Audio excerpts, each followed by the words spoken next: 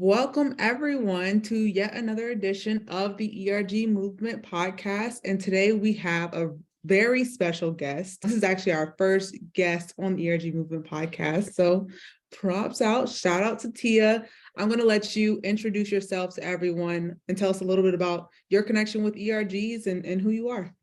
Sure, fantastic. So I am Tia Bradley, and I work at Intuit, the makers of QuickBooks, TurboTax, Credit Karma, and MailChimp. I've been at Intuit for 17 years. I started off as a customer service agent back in the day now, and right now I oversee Intuit's hiring assessment and employee referral programs. In addition to that, I am one of the co-chairs for our employee resource group, the African Ancestry Network, which is our Black ERG at Intuit. Dope. I'm excited to get into it then. Okay. Really, the thing that really intrigued me when I first met you in person at Afrotech, you mentioned that you basically are the brains behind getting your company to sponsor not just employees to attend, not just you personally to attend Afrotech, but you all had a booth, not even like the small booth, like you had a booth at Afrotech, and so many other people from Intuit were there. So I would just love to find out how you did that, what that process was. But I think to start off, like what even gave you the idea to get involved?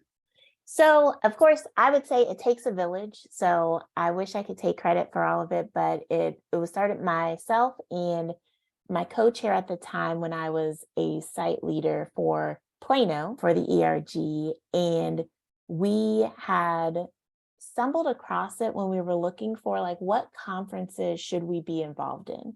So we had just finished creating our what we call our plan on a page or our strategy for the network.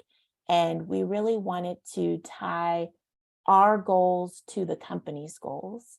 And one of them being to increase the number of those that are underrepresented racial groups. And so at the time, of course, our Black employees were at a certain percentage. We're like, how can we contribute as a network, right? We're not just this social club. We can do more for the business. And so we stumbled across Afrotech at a time. It was maybe its second or third year that it existed. And we're like, how do we get to go to Afrotech? It was in Oakland, all of these Black people in technology, completely aligned to what we wanted to achieve.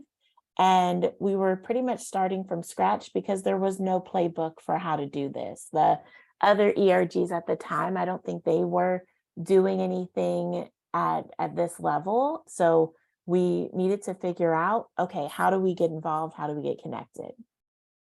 Okay. And that being said, because this past Afrotech was in Austin, so this wasn't when you first found out about it. No, it was not. So it was a journey because a lot of people were like, oh, did you just go and were able to commit to this, $200,000 price tag of being a sponsor? No, it was quite the journey. So it started off with, we needed to get an idea of what the conference was like. And so our priority was more around how can us as a leadership team and also a number of our members go to the conference itself and be able to see things in person, right? Is this of value to us? Is it going to help us accomplish what we would like to achieve? And is it going to give our members the type of experience we would like to them to have? So what we started with was securing tickets year one. Like, how can we just get sponsorship for tickets and our travel to the event, given we are a global network? So we wanted folks to come from all over the US and Canada at the time. So what we did was go to our global chairs first. So I was a site leader and we went to our global chair and helped them understand what the conference was, what was the cost that was associated with, and what we would need. And so from us presenting almost a business case, if you will, they were able to take that information to our global sponsor. And our global sponsor, our executive sponsor at the time, was able to provide us funding to send our members. So that first year that we were in attendance was actually 2019. And we were able to send 50 of our members, including some of our site leaders, to the conference. And oh my gosh, was it life-changing. Like that was the best experience that I have had. It was in person. And for me, I've always grown up in predominantly white spaces. So I've never got to experience being at like an HBCU, even though I'm wearing a Howard shirt. I haven't been, I didn't get to, I didn't attend an HBCU. I am, growing up in like the suburbs of areas. I didn't grow up being around all these people. So being in that environment of, I think at the time they had like 10,000 Black professionals in tech at the conference. There was nothing I could do to duplicate that experience. Just the energy was amazing. The fashion was amazing. The content that the Blavity team had provided, the companies that were there, and really being able to show up completely ourselves, right? They got the culture, you're seeing the reference, you're seeing the music, the vibes, just everything was absolutely fantastic. One of the best moments that I had, they had a panel featuring original members who were Black Panthers. And they were speaking about, when they were like 20 years old, joining and what they were doing for the community. But it gave me goosebumps just to be in that space and hearing what that time was like and what they were doing to just try to make a difference for their community. And so immediately when we got back, probably when we were there, we were like, okay, how do we not only come back with tickets, but be a sponsor? Because it represented everything Intuit wanted to do, right? We're powering prosperity around the world. We have products that support small businesses for financial literacy. We have the ERG, like there were all of these components that it didn't make sense. Like, why weren't we here in the first place? So what we did from there was immediately start planning of what is our business case now going to be in becoming not only attending the event, but becoming sponsors of the event as well. Okay, I have so many questions. Okay. That made me really excited. One, that's awesome that you all were able to secure 50 tickets already. Yes.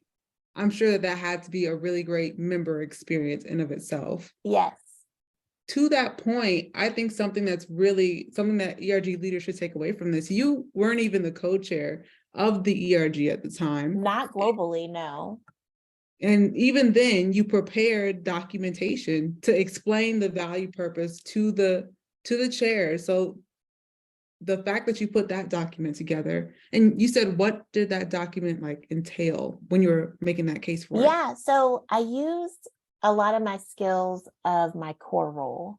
So knowing the business and knowing, as a company, they need to see what is the ROI, return of investment, on sending 50 of their Black employees to this event.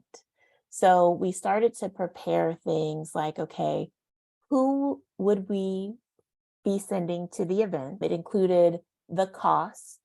It included how many people would be attending. What would we be gaining from going, right? You have things like, this is one, it's going to be from an employee retention. They're going to be able to go to an event and see that Intuit is sponsoring employees to do things like this and invest in their professional development, because there's going to be things at the conference that they can attend and learn and bring back not only to the ERG, but to their part of the. And then we talked about from a branding perspective, right? We said, hey, we want to get a branded shirt. So when we show up at the space, people are like, oh, you work at Intuit. That's a branding opportunity to learn more about Intuit.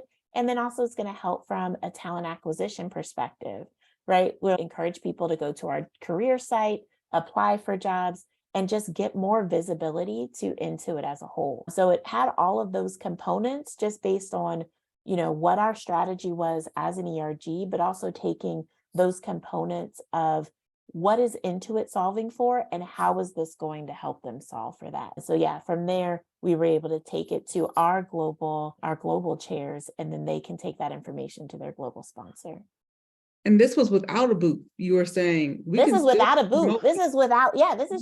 This is kind of our process for any time we were asking for funding in general, right? Mm. Because the way that our funding process works, like you have to show to the engagement team at the time, like what is the purpose of this event? What are the success metrics that we're looking for? So we had already been in practice of doing that for other funds that we were getting from a site perspective. So we just continue to use that same process as we look to secure funds for this event. I love that too, because I feel like a lot of people are hesitant to even bring their members there because they're like, well, without a booth, it's not really retention or like getting new people in. Yeah. But you don't have to have a booth to do that. If you have all shirts, you can still talk to people. Yes. There's swag you can give out, like you just stickers, like people love like laptop stickers or something. Like you have smaller things that you can do, even if you're just sending people to go. And I, like you said, people don't realize the value that brings. There's so many different events tied to Afrotech. We're attending like social hours, we're attending speaking engagements, but you are your own brand. So you are the one that is able to represent the company and share those insights to whoever you happen to be talking about. You just start up a conversation with someone. Hey, you're a program manager? We're actually hiring for program managers, because you prepared your members to have those type of conversations as they're going to the conference. I love this. Okay. So you go to the first conference. Yes. And you all are invigorated. What happens from there? How do you all get to the 2022 big price tag booth? Yes. So it was, I guess, a phased approach too, right? So we were so excited about 2020, right? This is going to be the year we really wanted to be a sponsor, knowing all of the things that we observed attending in person. And so the dollar amount went up from 50 tickets to actually having a booth sponsoring the event. So what happened is our global chairs actually created a committee to work on this, to create the larger proposal. So it had some components of the asking for the tickets, but it was a bit more formalized in our approach, because we really needed to lean in what is the value and tying it to some of the priorities that Intuit had in order to secure that funding. Now, at the time, our global sponsor was the GM of TurboTax. So we knew that he had access to the dollars in order to help sponsor us, but we needed to help him understand all of the benefits that I described previously, but then at this larger level, right? We needed to be we had to make more commitments to what we were going to achieve. Like how many leads were we going to generate by having the booth, and then talking to our recruiters or sourcers that were at the event, being very clear of the expectations of the members that would be in attendance. So you can't just go and party it up at Afrotech. You're there for a purpose. You're there to volunteer at the booth, to network with people and increase engagement in Intuit as a brand and applying for roles at Intuit. So we just took it up a notch when it came to what was invested and showing, and of course I need to show the results from when we attended in person the first time. So we're showing this is how many members, here's our, net promoter score for those that attended the event. Here's how many people that we came into contact with, because having those successes this is what we were able to achieve just by sending 50 people. Imagine what it could be if we actually had a sponsorship presence at the conference. Metrics. I'm big on the metrics. It's huge. Too. Yes. I can't forget about that, because those are going to really, really help you as you're building your case in this phased approach to why we need to come even bigger than we did the time before. Okay. I have a Yes. couple questions too with that, because I know, so you all had a committee Yes. together. What were some of the partnerships or stakeholder teams that were part of that committee? Or was it just a committee of the Black ERG leaders? So initially it was a committee of the Black ERG members, but each of them had a different role. So you had someone who was the overarching program manager, because you need someone to be responsible for keeping us on track to what we're looking to accomplish. Then you had someone who was responsible for reviewing the metrics and putting it in a consumable format to the person that we're submitting the proposal to. And so that they know, here's what we were tracking last time, and here's what our successes are going to be. And then we did partner with talent acquisition as well, because of the bigger part of our bigger selling point on this was the amount of talent we were going to attract by having this larger presence. So it was a team, I want to say, of about like 7 or 8 people. We did have someone like who had a background in design, because you want that one to show like, how do we show up in this? So as we had that initial team, and then once we got our approval, then our stakeholders expanded, right? You're going to be connecting with the brand experience team, because that's important to know, okay, what does our booth need to look like? How do we show up in an external space like this, right? You can't get creative, and we still have guidelines that we need to follow. You're going to have someone who's going to be around like talent marketing, that's going to help us with generating interest, not just at the booth, but just how our presence, how do we socialize that we are going to be there? That way, when people come to the conference, like, oh, Intuit's here, how do I get connected with them and show my interest in the company? This is big. Definitely, if you are an ERG leader, take notes here, because it's not just we want to sponsor and you just go and sponsor. There's a lot of moving pieces to this. Yes, it takes a lot of time. Like our sponsorship, so 2020 is, of course, when we were quarantined or we stayed home, and Afrotech had to go virtual. So we had to completely change our game plan in preparing for it, but we started months in advance. So this is not the case where you can just, come in 30 days before and put things together.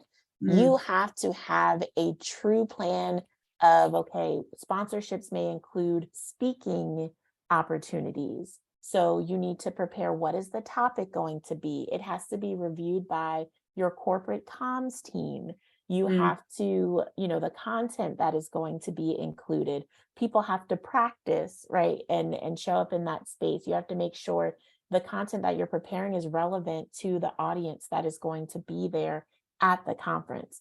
You need to prepare your members, creating some type of training or session where they're going into and you're setting clear expectations of what they're going to be responsible by volunteering to be a part of the events.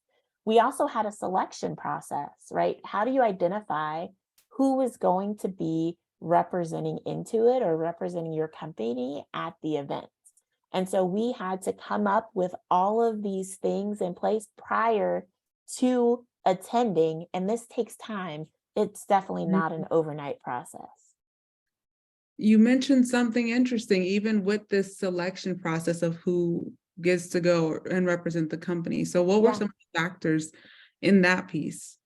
You have to be a member. So people, like, once you're getting to go somewhere, they're like, oh, I want to go. Well, when is the last time you attended an ERG event, right? And so we actually use this as a marketing opportunity for our employee resource group.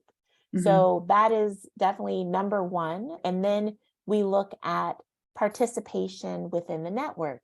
Do you attend events? Have you led or driven a certain initiative or activation programming within the event? Are you a leader within the network, right? We want it to be a reward system for those that have contributed to what the ERG is doing. We also look for those that hiring for positions in the role. So as people are coming to attend Afrotech, that we have open roles, they can talk directly to a hiring manager. We're selecting people that are in the talent acquisition organization. So we have representation of recruiters and sourcers as we are have the booth. So we get really clear in what our criteria are. That way, as we have people applying to participate, we know what the selection process is going to be like. Okay. So then the big day comes, Yes. members trained, things have happened. Now, this is different where you're kind of like you mentioned before, it's not just like you're here to party. Like there's a role that's kind of attached with going to Afrotech. Does that take away from the experience at all for you? No, it hasn't, because we definitely want to encourage our members to attend events, but we do also want to make sure they're aware, like wherever you are representing Intuit, right? Your ticket is sponsored by Intuit, your travel and everything is there.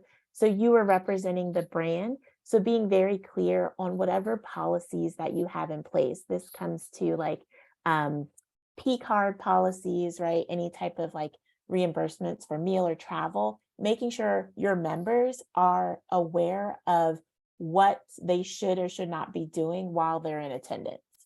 But it is, it's for them to get professional development, grow their network, have a good time participating at the event. So you want to encourage those activities, but you also need to make sure you're coming with, your company did sponsor this event. So you need to be responsible while you're there.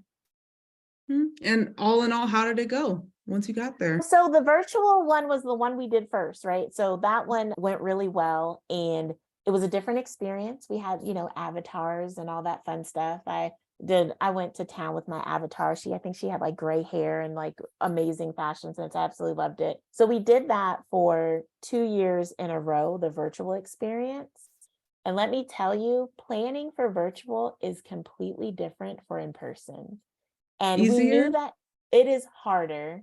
So like virtual, look, here are benefits of virtual, right? If I'm setting up, people are going to be able to quickly jump into the environment that they had, or jump into a Zoom, right? When it comes to a planning meeting, you go from having, like, I had 100 people participate in the virtual to we sent 150 employees to Austin, Texas for the conference. So you're having to coordinate 150 people's travel to Austin. I don't know about you, but when I'm traveling, like just planning like a girls' trip sometimes can be like a hot mess to get everyone coordinated. So expanding that to 150 people plus was quite the experience. And on top of that, you're having to incorporate your company's COVID policies compared to the conference's COVID policies. You're having to make sure everyone understands what are the logistics going on. We had actually created a degreed. So I don't know if folks are familiar with like a degree training, but there were so many things, so many components I had to keep track of, make sure people had their ticket, make sure people booked their travel, making sure that they understood, the internal policies. And it became so much. I'm like, how am I going to make sure that folks are doing what they need to in preparation for the event? So thankfully in my core role, I had started working with Degreed and creating pathways for people to go through. So I made an Afrotech pathway. And so it had all of the components that people needed to complete. And I could monitor each one to make sure that, okay, Maseo made sure she got her ticket, but she hasn't booked her travel. So I can reach out to you directly and say, hey, have you booked your travel? Do you need any help with like hotel or anything? But it kept everything so I could track those numbers once again, and I could give updates to the overall program team that say, okay, 50% of our folks that are going have completed the degree pathway. I'm working on how I'm going to get the rest to complete. So that was a lifesaver in itself. And then Slack, of course, was super useful. not only to communicate with folks prior to the event, but during the event as well. So once we got there and went in person, it was fantastic. But I could tell you, as someone who was on the planning committee, I think this time I was not able to enjoy all of the things at the conference like I did when I did not have the responsibilities, because I'm having to make sure, okay, is everyone at the booth where they need to be? Are speakers at the right place for where they need to go? We not only did we get funding for a booth this time, but we had a networking event that was offsite at a restaurant that was in Austin. So we had to coordinate people attending that event. So it was rewarding in the sense, like, I saw the impact that it had on the people that attended an event or the people that went for Intuit, but then also it was quite the investment to get prepared and execute. But once it was done, I think all of the Intuit events were done by Wednesday. I was finally able to, participate in things as an actual attendee of the conference. This has been like incredible with the amount of knowledge that you have provided, but even more so, like, just your experience here, seeing it end to end, like, that's amazing to coordinate all of that, and having done it also in a virtual space too. And it has to be something to see just from that first time where you're like, maybe we should go to a conference, to now Yes, be where you all are at. Would you do it again? definitely. Oh, we're already preparing. We're starting to plan for next year. It's February. I know it's February, but we learned a lot from doing the in-person last year. And from those learnings, we're already having conversations with Levity. Plus, you get early bird discounts. So if you get everything secured by certain dates, like your ticket or your sponsorship, you're going to get more for the money that you're contributing. So I highly recommend folks starting as soon as possible and taking a look at whatever the conference is to see what are the early bird specials that you can obtain, because then you can get more funding to use somewhere else. But yeah, it's a great time to start planning. Okay, so now's the time. Yes. Taking that way, even for myself, now that I really did not know that started in February. Yes, yeah. I think they just released, the dates are like November 1st through the 5th. Okay. It's going to be in Austin again, and they released the early bird pricing. Okay, well, immediately, that's what I'm hopping on. Immediately, because that was my first time at any Afrotech event, and it was, like you said, that same feeling of just being surrounded by Black people. Yes. Was just, I mean, I grew up in a Black neighborhood, but I haven't been around like corporate, successful Black people in abundance that are still with the culture. I was like, what is this? I've never been to a conference like it. You know what I mean? It's all of those components. So yes, I would definitely do it again, and we are planning to do so. Okay, well, I mean, shout out to you once again. Definitely appreciate you having you on the podcast. We're gonna have to bring you back because I still have so many questions. I know, I love it. Like I didn't tell enough. No, it's okay. I mean, I think, like I said, you're our first guest, so who knows? I didn't think that. I don't know. I didn't know if we would have enough to talk about, but it seems like I could keep going for like an hour. So we'll definitely have you back. But wanted to thank you again. Is there anything that you would want to share? Or, I mean, it's Black History Month. Anything you're looking forward to this Black History Month, or you all have going on at your company? I am going to be my absolute best Black self this month and every month, because, we celebrate Blackness all year round. Folks are happy to connect with me on LinkedIn. So I try to answer messages as I can. I love just chat. I think that's how we connected. Hey, can you send a message and can we meet for, 20 minutes to discuss? So I'm always open to that. With events, we just did the Issa Rae event. So I wish I could have promoted that before. But yeah, just follow me on LinkedIn, and I'm always sharing things of what's going on at Intuit and within the ERG. Awesome. Well, you all can find Tia's LinkedIn below in the description. This has been a great conversation, and looking forward to having you back next time.